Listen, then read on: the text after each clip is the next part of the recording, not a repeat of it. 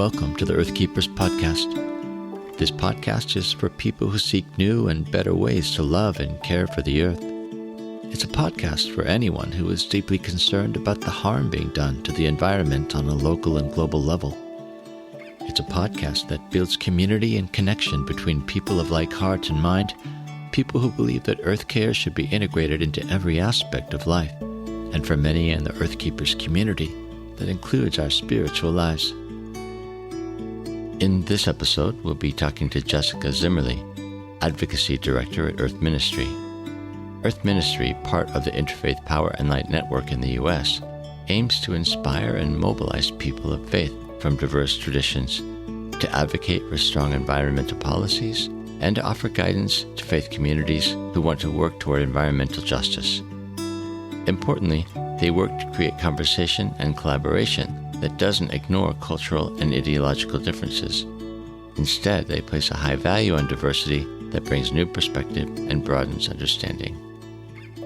We really do want to create a community space where people can show up as their authentic selves and bring the unique gifts of their faith tradition. We don't want to be watered down to the point that all we can do is, light a candle and stand together and think about our own things. We want to have space for people to bring in the gifts and teachings of their different traditions so we can learn about one another's backgrounds and do that in a way that creates space that's welcoming and respectful and honoring all of the diversity of gifts. And I think to do that, there's a balance between acknowledging where we do have similarities and honoring where we have differences. Welcome, friends, to the Earth Keepers podcast. Jessica, welcome to the podcast. Let me ask you to help our listeners understand what Earth Ministry, your organization, does and what your primary role involves. Yeah, thank you, Forrest. It's great to be here. So Earth Ministry and Washington Interfaith Power and Light is one organization. We have this long name because it connects us to our national network as the Washington State affiliate within Interfaith Power and Light. So I'll refer to us as Earth Ministry WAIPL for that shortened version.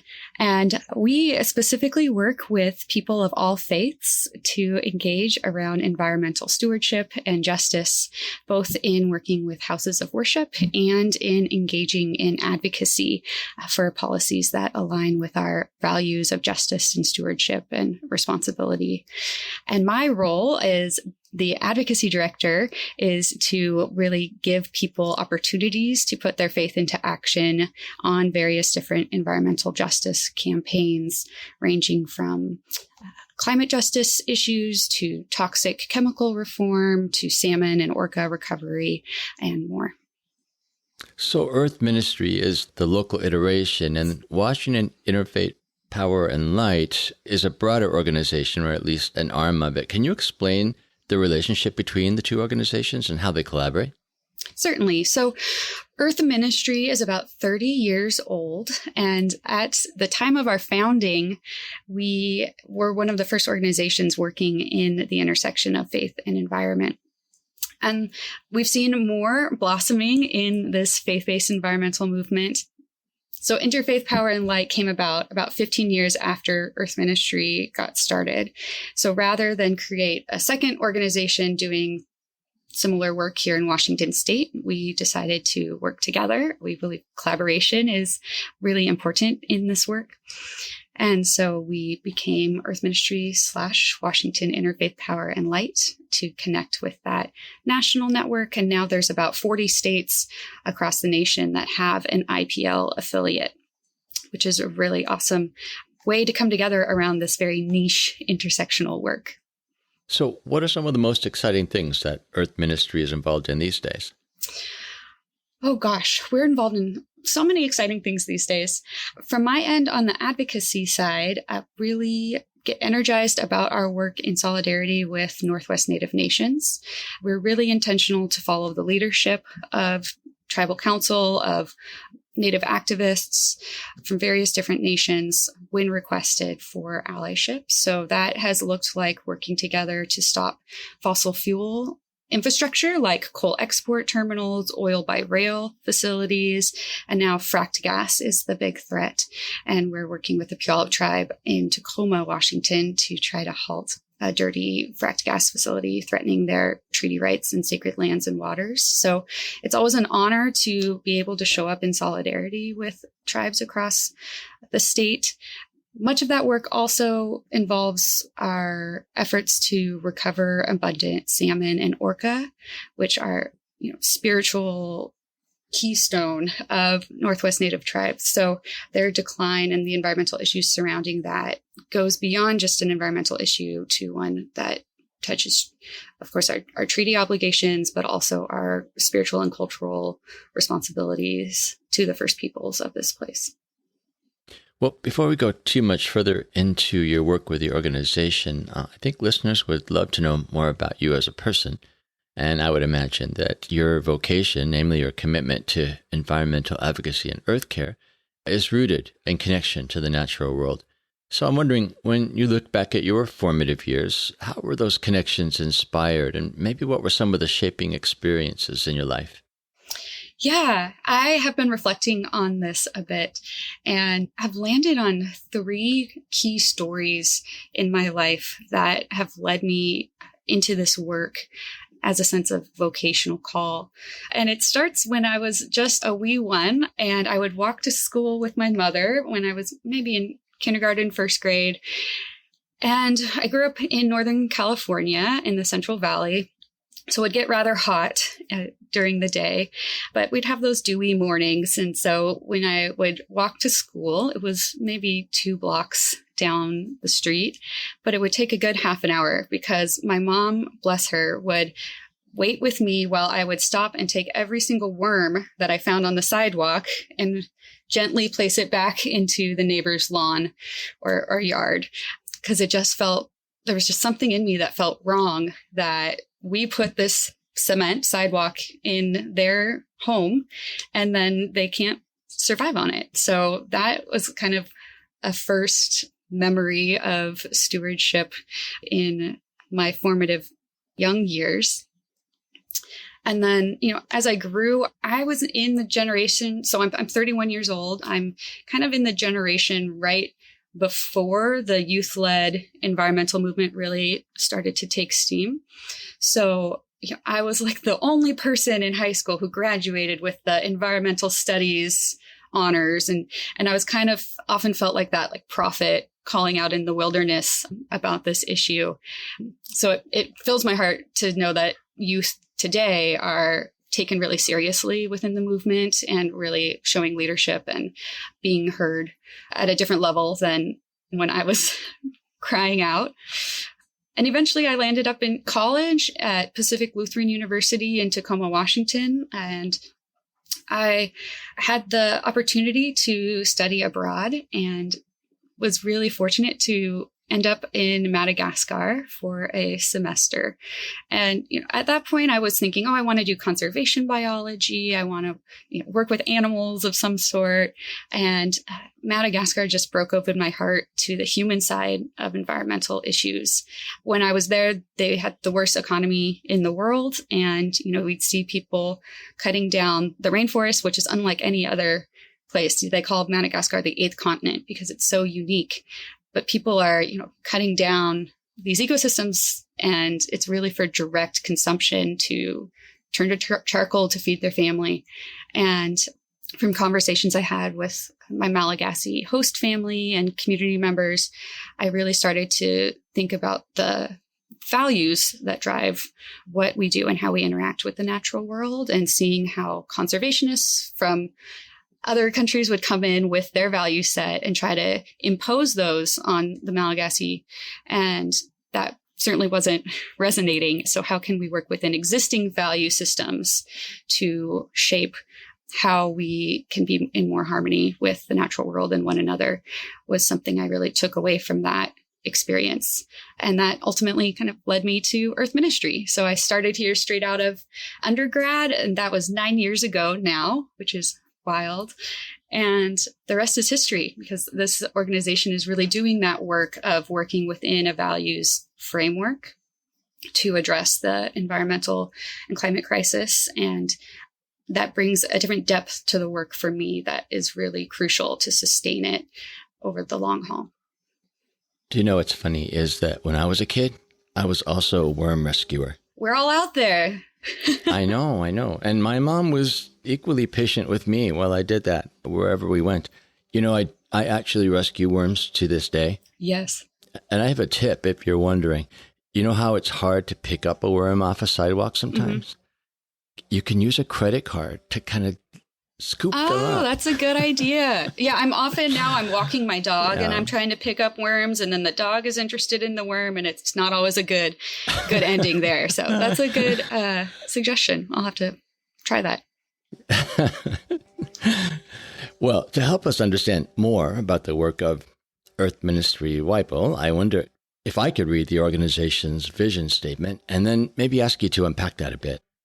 So, according to the vision statement, Earth Ministry WAIPL envisions a just and sustainable future in which people of all spiritual traditions fully embrace their faith's call to environmental stewardship. I mean, there's a lot going on in that statement, but let me ask you first, why the emphasis on spiritual communities? Is there something about looking at earth care and environmental justice through a spiritual lens that changes the work somehow? Yes, the short answer is yes, especially for me because of the weight of the work that we're doing within environmental issues areas. So we really, and I personally really believe in the deep power that comes with doing this work from a faith-based lens for multiple reasons. Most importantly for me is to sustain the work because it is heavy, and to know that we're not alone in this, to have a sense of some sort of higher power, higher purpose, and the divine driving the work, and us being the hands and feet that bring it to life creates a sense of hope that feeds resilience and kind of takes off that burden that can feel like very heavy for folks within environmental issues, that they really have to do it all.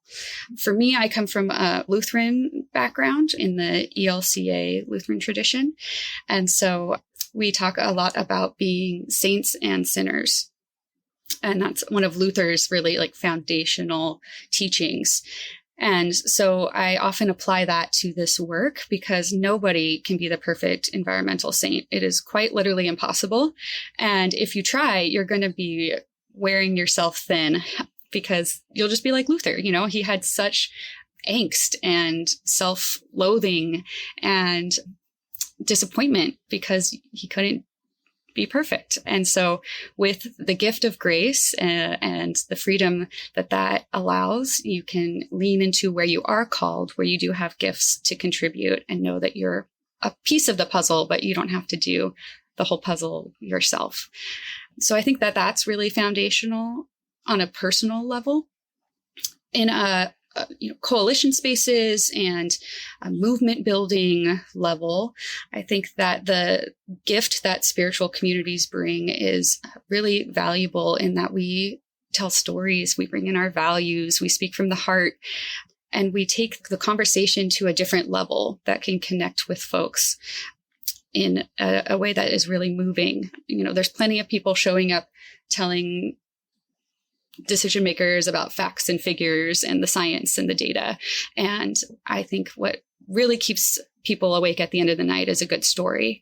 And so that's what we try to bring into this movement and connect with people across different religious traditions that share similar values. And we've seen really amazing outcomes from doing that. For example, there was a congressman who's no longer in office, but was in the Issaquah area of Washington State. And, you know, he is a moderate Republican, and, you know, maybe it was hard for organizations like the Sierra Club to get a meeting with him, but Earth Ministry developed a relationship. He also was Lutheran, as am I. So we connected around that and found our, shared experience of encountering God in creation. And that was woven into some leadership we asked him to display around public lands and conservation of and preservation of public lands.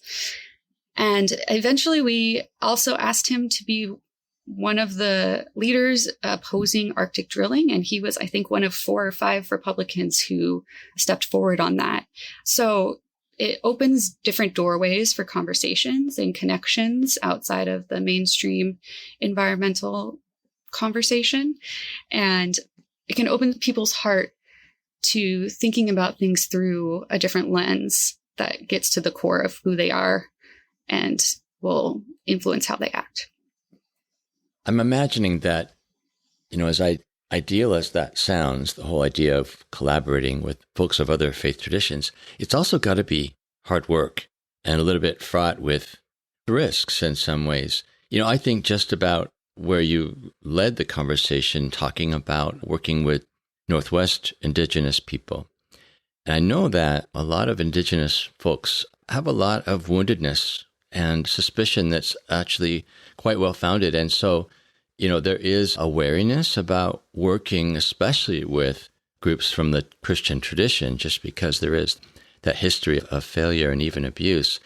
I'm wondering, is that in fact the case? Have you found that a lot of the work is working to rebuild relationship, to build trust, to even work for reconciliation before collaboration can happen? Yes, the short answer is yes. And we are very mindful to not shy away from the history of genocide of Indigenous peoples by Christian communities, and believe that that's something to work towards reconciliation with various different tribes across the state. And it's a long process to build trust and to establish relationships that feel safe. And we understand when that is not the desire of any partners within the Native community, and we will hold off if that's the case. But when it is the desire, when we are approached and asked for our support, we take that very seriously and strive to show up in a way that is amplifying the strategy, the voices of Indigenous leaders, and taking a background role ourselves. And when we do step forward, it's to call our own people, to call the faith community in to this work in a way that's respectful. And I have a story that I think encapsulates that dynamic in a way. So we have a good relationship with folks at the Lummi Nation Treaty Sovereignty and Protection Office. And they actually approached Earth Ministry just before I started with the organization. So this would have been 2011, maybe. And they brought forward this letter of apology from Northwest denominational leaders from various Christian denominations that apologizes to the Native peoples of the Northwest and pledges to be in better relationship and solidarity and show up in protection of the sacred that is so important for their way of life. And so they brought forward this letter, which was originally written in the 80s. It was affirmed in the 90s. And they said, hey, we're calling in this promise, like we're calling you into this. And at that time, there was a coal export terminal that was proposed to be constructed on Lummi Nation's land and water, really at the place of the ancestors for them at Cherry Point. And so that was a really appalling proposal for many reasons. It would have been North America's largest coal export terminal. And we heeded the call and said, how can we help? And what they said is, we want to go around the state with a healing totem pole and raise awareness about the threat to our sacred lands and waters. And the House of Tears carvers at Lummi Nation have a beautiful history of doing this with healing totem poles. That started with September 11th, and they took one across the country. And they had done that a variety of times, but I think this was the first time that it was to elevate a threat to their own community, whereas before it was always gifted to another community. And so I remember one of the first events we did before the totem pole journey, but kind of to help inform people, The master carver, Jewel James, got up in front of the crowd. We had a packed room at Seattle University and just laid out his anger at the Christian community in a way that was like to the bone and really moving. And I think really heard by members of our community. And it wasn't just the anger, but it was also a call in to, this is what has been done. Here is your apology. Now we need you to live into it. And so people responded in good faith to that. And we ended up, hosting the Totem Pole Journey stop at the cathedral out of which Earth Ministry was founded. We filled it up. I remember the dean and bishop saying like, oh, this is like an Easter crowd. Like we don't often get this full. So people turn out and listen and learn from these Indigenous leaders. And now we've done Totem Pole Journeys on various environmental issues every year since. And at the beginning, I remember it was kind of like, ooh, well, I don't know. We need a venue, but do we trust it being at a church? How does that feel to the Native leaders? We're kind of hesitant. And by the end, they're like, oh, don't worry. We just like cold called some Catholics in Portland and we got a venue. So I share that as an example of, a bit of trust being replanted in people of faith showing up for this specific group from this specific tribe. And of course, there's always much more work to do. And reconciliation is just a long process that never ends. So we'll keep striving towards it, but we're grateful to have the opportunity to do so. Yeah, I have to say that as I listen to that story, just a number of things jump out to me as really exemplary. One is the fact that you responded to an invitation, right? You didn't go after them and say, hey, we got a project, but you waited respectfully until they made that space for you to collaborate with them. I love also the fact that the emphasis of your engagement then was about listening and learning.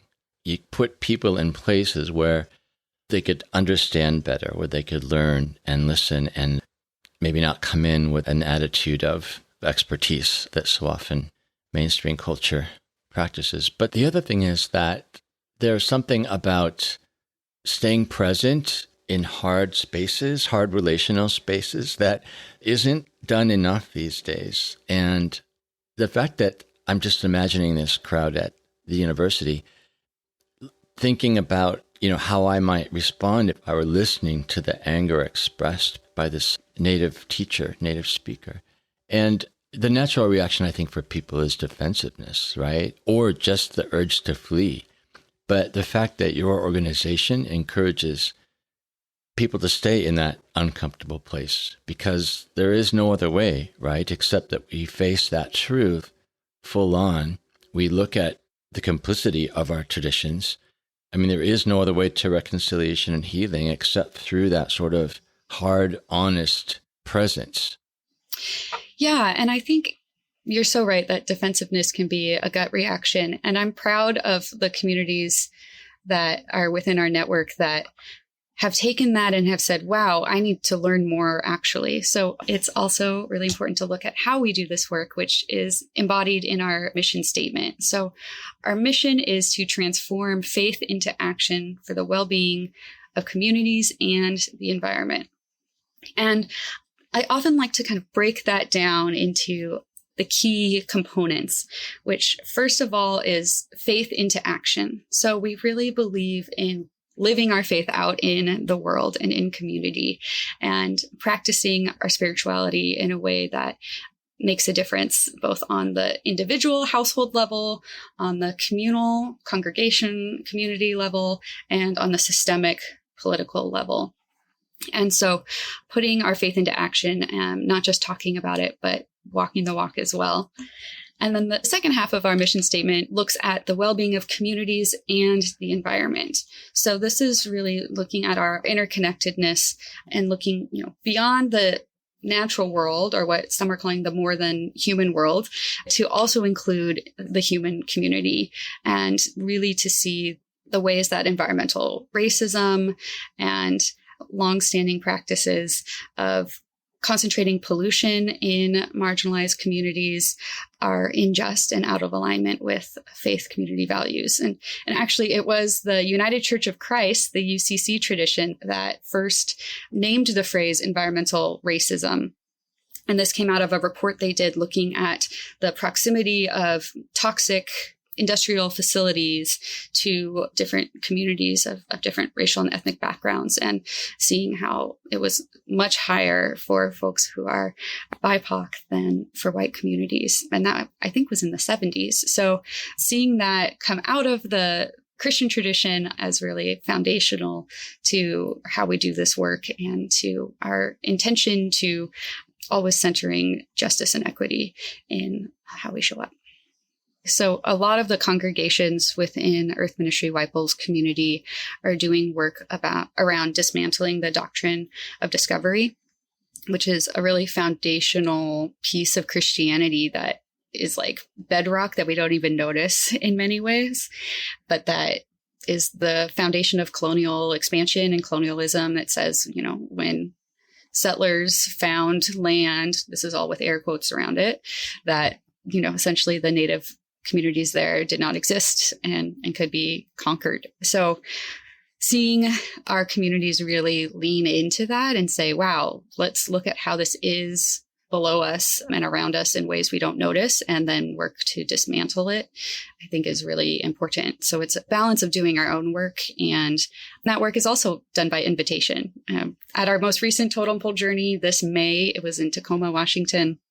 And one of the leaders from Yakama Nation brought up the doctrine of discovery and really called on those in the audience who are within the Christian community to do that work.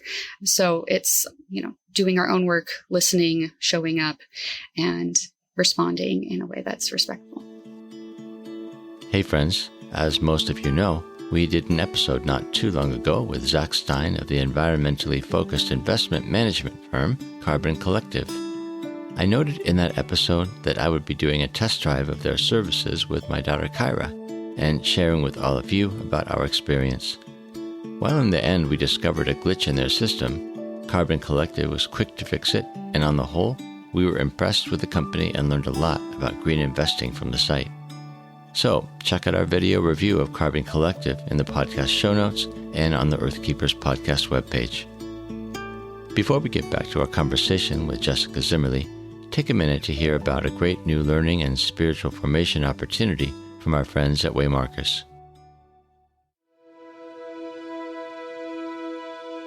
Recover the wisdom within wild autumn by reconnecting with the language of the land and the sacred autumn calendar of the earth. My name is Mary DeYoung. I'm a spiritual ecologist and spiritual companion. I invite you to Wild Autumn, my rewilding course created to accompany your journey of sacred eco-awakening. In this course, you'll learn to listen to the wisdom of the watershed and attune to the guidance offered through the ancient spiritual insight of the cardinal direction west and the element of water. You'll court the muse to inspire your great work in the world by deepening into the ancient mythic wisdom that lies within the patterns of creation. Re-enchant your worldview this autumn and reclaim the skin you are meant to be in. Waymarkers is offering a discounted price for this course to the Earth Keepers community. Just enter the code Wild Autumn Earth Keepers, all caps and all one word, when you register for $50 off the normal price. That's Wild Autumn Earth Keepers, all caps and all one word. You'll find more information about Waymarkers in the show notes for this episode. Check out our podcast conversations with Mary as well in episodes 24 and 44. And now, back to our conversation with Jessica Zimmerle. So, to return to the vision statement, there's an emphasis on all spiritual traditions. And in the last episode of the podcast, I interviewed David Montgomery and Anne Bickley about their new book called What Your Food Ate. And Anne made a point that really resonated with me. And she said that when it comes to trying to solve the enormous environmental problems that the world faces, we need as many diverse perspectives as possible to help us get to good solutions. Do you think that's true of an intentionally multi-faith approach as well? Are we better together if that's the case? And I guess also, what do you think that keeps us from listening to one another and sharing that kind of perspective? Yeah, I very convicted that we are better together and that we each bring different gifts to the table to create a bountiful offering.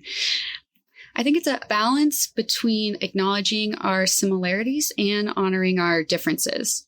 So for Earth Ministry WAIPL, we were really intentional in choosing language around being multi-faith rather than interfaith. Interfaith is in our name because of the IPL connection, but for the work that we do and our most recent strategic plan that was launched in 2020 really called us into a more authentically multi-faith identity. And so that included rebranding and diversifying our board. And we've hired new staff to do intentional outreach in different communities. When we were considering, do we want to say interfaith or multi-faith, we intentionally landed on multi-faith because we really do want to create a community space where people can show up as their authentic selves and bring the unique gifts of their faith tradition.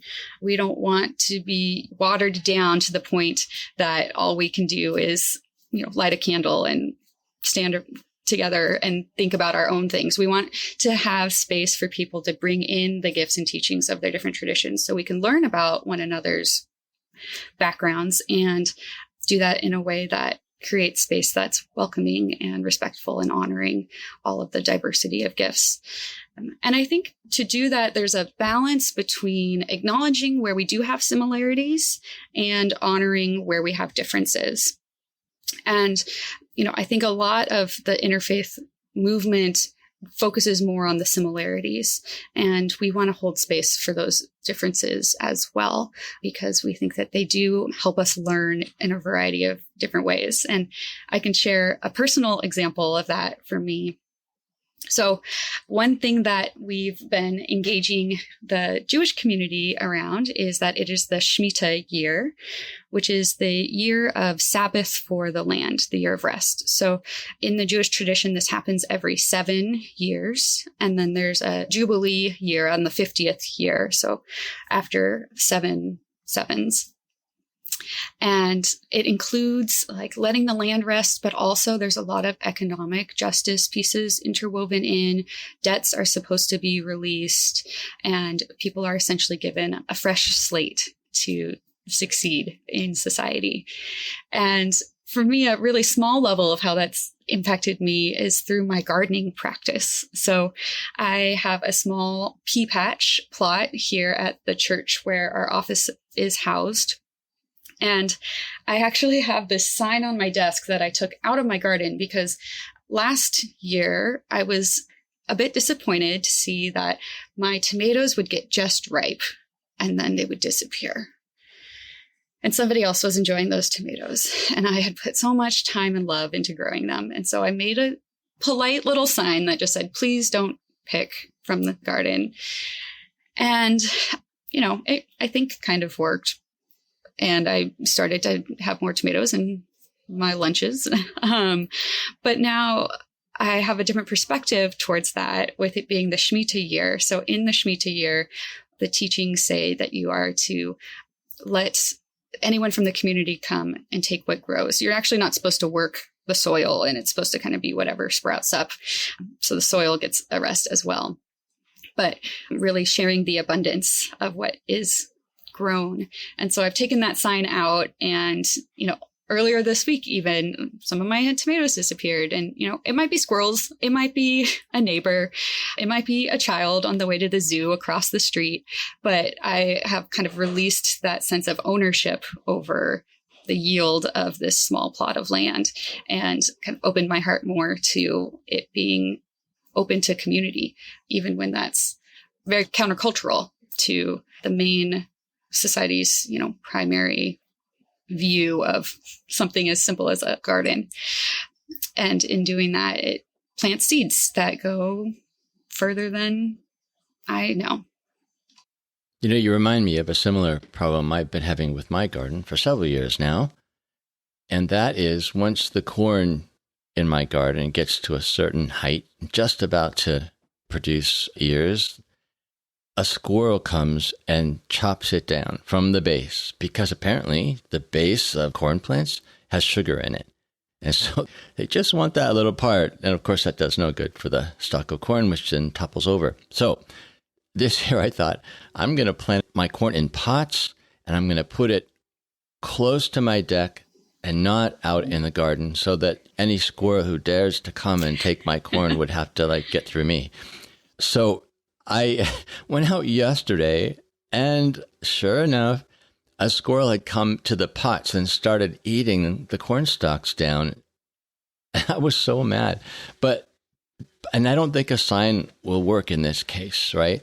So I actually put these round, fancy sort of things around the corn. But, one thing I've learned actually from native friends in the area is to really see all creation as community, and to respect other beings, to treat them as beings rather than, say, in this case, just a problem. So I actually went out and spoke to the squirrel in the tree. And I said, "Brother squirrel, please leave my corn alone." And right at the base of the tree, I collect my sunflower seed heads to feed the birds over the winter. So every couple of days, I'm putting a sunflower seed head at the base of the tree, I've decided. So maybe he'll be content with that. I mean, he's obviously hungry, so hopefully he'll take sunflower seeds over my corn stalks. So anyhow, it seems that Earth Ministry sees a common denominator among different spiritual traditions as a call to environmental stewardship. That's part of the vision statement. I'd love to know more about this. What might such a call look like from tradition to tradition? Yeah, I think that is one of the warp threads that unites us throughout the different spiritual traditions in our community. And there is this call to stewardship, and it, uses different language and shows up in different ways. But, briefly within the Abrahamic traditions, or the people of the book. In Judaism, it's Shomrei Adamah, which is the call to be guardians of the earth. In Islam, it's the role of humans as Khalifa, which is like a vice regent or a trustee of God. And within Christianity, we use language of steward of creation, and a reframing of dominion as not domination, but of compassionate care and responsibility. And, it goes beyond just the Abrahamic traditions as well. The Unitarian Universalist tradition has the interconnected web of life as one of their 7 principles. There's, many of the teachings within Buddhism resonate around compassion toward all, like your squirrel friend, the interdependence of life. So it's all there. It's just, shows up in different language and in different teachings, and is applicable. And in addition to just the call to care for creation, there's also the call to justice that shows up across different faith traditions really clearly. And so that is really a core value for our community, is how we interact with the natural world, how we address the climate crisis is a moral issue in and of itself. And we need to ensure that we are not placing further burden on the most vulnerable, and working to reconcile the systems already in place that do disproportionately impact communities that are Indigenous, Black, Brown, people of color. And that is really central across the campaign work we do, but also just how communities are living into this call to stewardship. I like something that you said earlier that you're reiterating now, and that is, we do look for the things that we share in common, but we allow them to be distinctive. And I honestly think that's one of the reasons that people get nervous about interfaith collaboration, because they think that they've got to kind of find the common denominators and only talk about those. We try to minimize the differences and the distinctives of our traditions in order, say, not to offend or not to cause conflict. But that doesn't really allow people to be themselves, to fully express their deepest beliefs. And it sounds like in this case, while many faith traditions have this call to justice or this call to earth care, it looks different from tradition to tradition. And I think that's really the strength of working together, is that we get to borrow from those strengths, learn from those strengths, not appropriate them necessarily, but to understand how they can inform the things that we believe and the things that are strong about our traditions. I think it also helps to have a shared purpose or a shared goal. So, we're not just an interfaith organization for the sake of coming together as an interfaith community, but we all are agreeing on we have a moral crisis on our hands with environmental pollution and the climate crisis. And so we can hone in on that work together and set aside some of those differences. I think a really cool example is that Earth Ministries organizing brought together the Washington State Catholic Conference and to work in coalition with Planned Parenthood to pass some toxics legislation that ultimately got BPA, a toxic chemical, out of baby bottles. And so, often in our very divided world, you're not going to see those two communities really coming together. But around this topic with this shared purpose, differences can be set aside so that you can see where you have common ground and lean in there. So I'm wondering if there are listeners to this podcast who would like to find opportunities for their own spiritual communities to get involved in multi-faith collaboration for earth care, how would you advise them? I would advise you to use our good old friend, the internet, and find what is already happening in your neighborhood.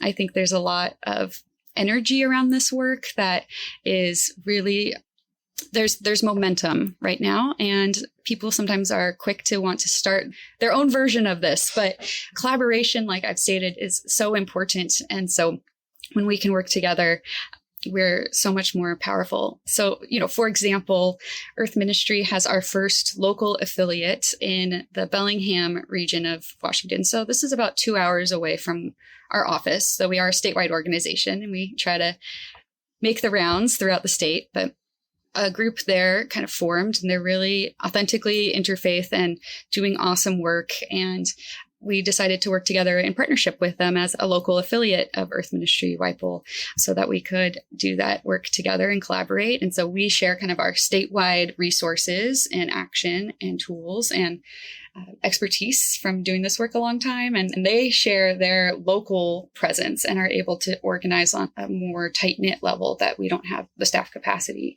to support. So all to say, if you're in the U.S. listening, there is likely an Interfaith Power and Light group close by. There's also national organizations. Most religious traditions have some sort of group or entity organization doing this work that I would encourage you to look at plugging into. And that could be the Evangelical Environmental Network. That could be Green Muslims. That could be Hazon in the Jewish community. Creation Justice Ministries is another partner. So look for what's already happening. And I would also say to really try to do this work and hold a lens that's faith forward. It's almost like there's a vortex into the secular arena of the environmental movement, which isn't terrible, but I'm really, like I said, convicted in the sustainability of the work that comes through faith, and also just the space to lament and to grieve the work that comes through faith. And so there's this tug to do the work in a way that goes along with the wave of the environmental movement. And instead, how can we be a unique crest within that and stay faith forward in the work? Show up and shamelessly say you're a person of faith, because that does bring that depth and breadth into the conversation. And keep reminding yourself to reorient through your spirituality in order to sustain the work for the long haul. What would you say to the folks listening outside the States? Because people really are listening from all over the world. And, how would what you said about the context in the U.S. maybe extrapolate to where they are? Yeah, I mean, the global movement around faith-based environmental stewardship is also really blossoming. And so wherever you are, And whoever you are, you have a set of values that guide your work. Some of us come together in communities that share those values and in houses of worship or congregations. And really what my suggestion is to spend some time reflecting and naming those values, finding those values, find the community that shares those values. So it might be an organization. There are plenty of internationally based organizations doing this work. We're a part of the U.S. Climate Action Network, and there's a global Climate Action Network. And so sometimes I get to be in coalition spaces through that partnership and see folks doing this work in Indonesia. And recently was a call of someone in Italy and, all over the place. So look for what's around you and look for the community that you can connect with to do this work together and the abundance of resources available. So Earth Ministry WAIPL has our Greening Congregations program. We offer a free download of a toolkit that walks you through kind of the various suggestions we have for how to do this work in community. And that can really be applied anywhere. And we're happy to have that resource be available and used anywhere. So that's something you can easily find on our website, but there's plenty of versions of that now. When we created that, it was the first congregational certification for environmental practices. And now there's just a lot out there. So I say stay rooted in your tradition and look for what is there to help support that.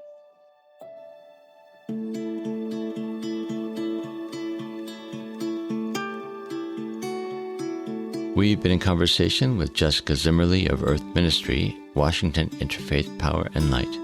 To learn more about the work of Earth Ministry or to find out how you can cultivate multi-faith collaboration where you are, you'll find helpful links in the podcast show notes. If you appreciate this podcast and want to help us expand its global reach, please show your support by subscribing. Just go to whatever platform you listen to podcasts on and hit the subscribe or follow button for the Earthkeepers podcast. I'm Forrest, your podcast host. Our executive producer is James Amadon. Our producer is Dave Wolfers. Timothy Connor is our editor, and Forrest Reed is the creator of our original music. Our research assistant is Rochelle Nordman, and Jesselyn Gentry is our social media director. Thank you, friends, for listening, and please join us for our next conversation on the Earthkeepers podcast.